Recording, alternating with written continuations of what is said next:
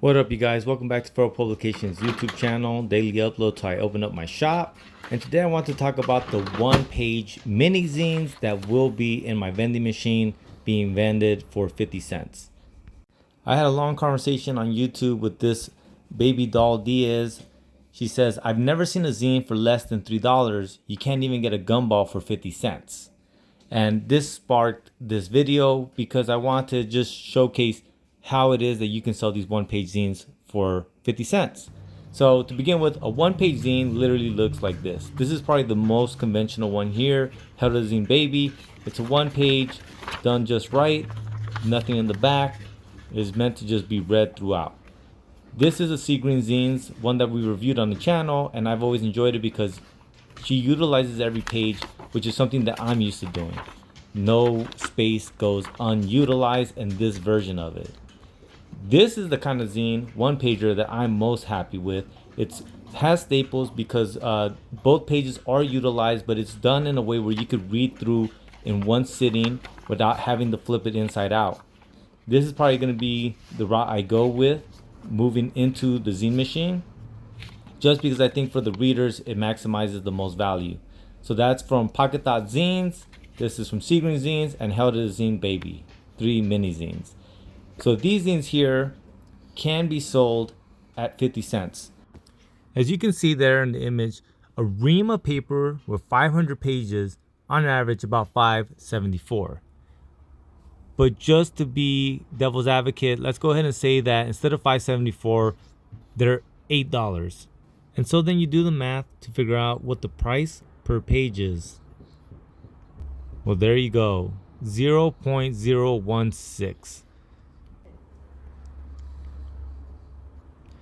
Drop to 6. So on average, about 1 cent per page. Now for the ink cartridge, my ink cartridge is $176.89. But let's go ahead and, again, for devil's advocate's sake, say $195. Now on average, it says that you can print about 9,200 pages per cartridge. And so then it's $195 divided by 9,200 to figure out the price per printing on one page. 2 cents. So then when you combine those two together, we can assume that on average it's about 3 cents to do a one-page mini zine. Now if you do both sides, you're looking at about 5 cents.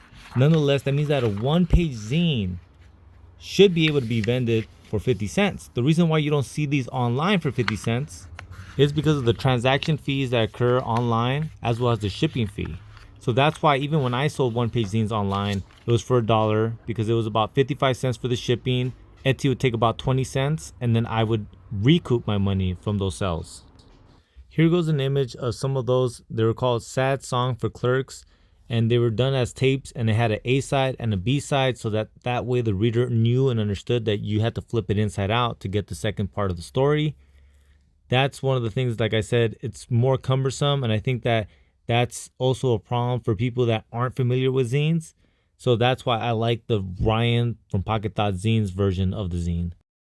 Lastly, I also want to indicate that I have a $1 zine online right now on my website that is actually bigger than a one-page zine. So they are out there. And that's the beauty about zines, is that they're so accessible to make as well as to sell. And that's how we're going to diversify art, and that's how we're going to spread different art further and wider. So thanks for watching, you guys. See you next time.